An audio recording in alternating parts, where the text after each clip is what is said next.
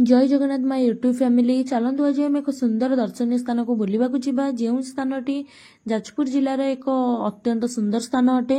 यह चंडीखोल छकरू 4 किलोमीटर दूर में अवस्थित। जदि आपण मैंने कटक भुवनेश्वर जीवे तेज चंडीखोल छकरू बाम पार्श्व को जीवे तो यही पीठर नाम हूँ महाविनायक पीठ। यह गणेश भगवान का नाम अनुसार ही यही पीठर नामकरण कर शुणा मिले जे गोटे स्थान में एठारे 5टी देवादेवी पूजा पाउछंती। एवं आउ गोटे कथा यही मंदिर को लेकिन शुणा मिले जे जेतेबेले माता पार्वती तपस्या करुथिले गणेश भगवान को द्वारा जगिबा को कहिथिले।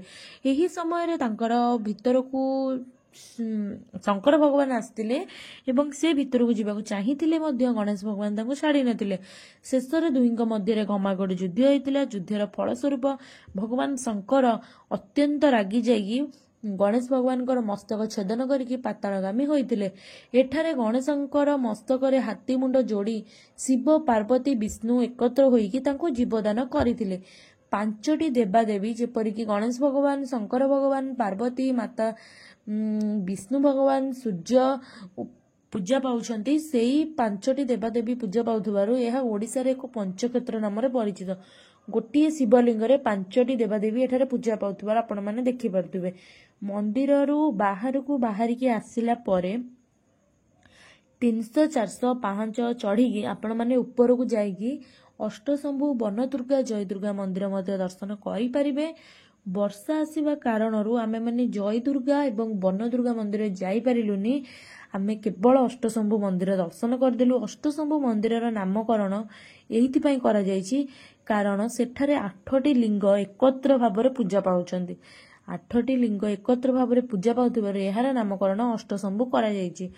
एहाकू केसरी वंशर महाराज एही मंदिरर निर्माण करथिले। आउ गोटे अलौकिक कथा मते सुनिबा को मिले जे महाभारत युद्ध समय रे माता कुंती तांकर 5टी पुत्रंकर मंगल कामना करिबा निमंते एठारे आसिकी 1 लाख स्वर्ण चंपा 5टी देवादेवी ऊपर चढ़ाई।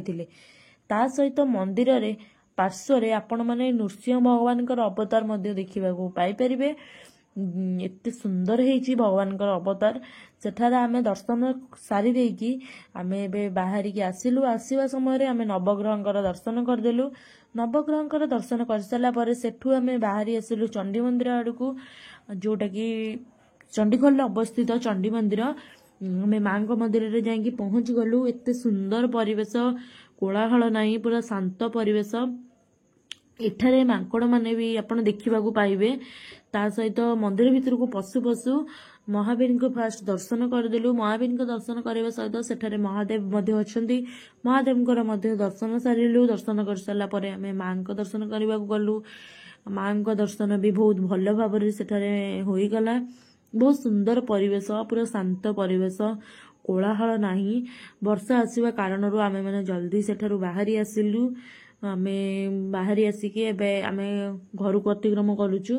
किंतु मु आपण मानको गोटे कथा कहया चाहूची आपण माने थरे आसिके एई जगह रे बुलिकी जानतु। बहुत सुंदर परिवेश अटे। पूरा मन को पूरा छुईला वाला परिवेश।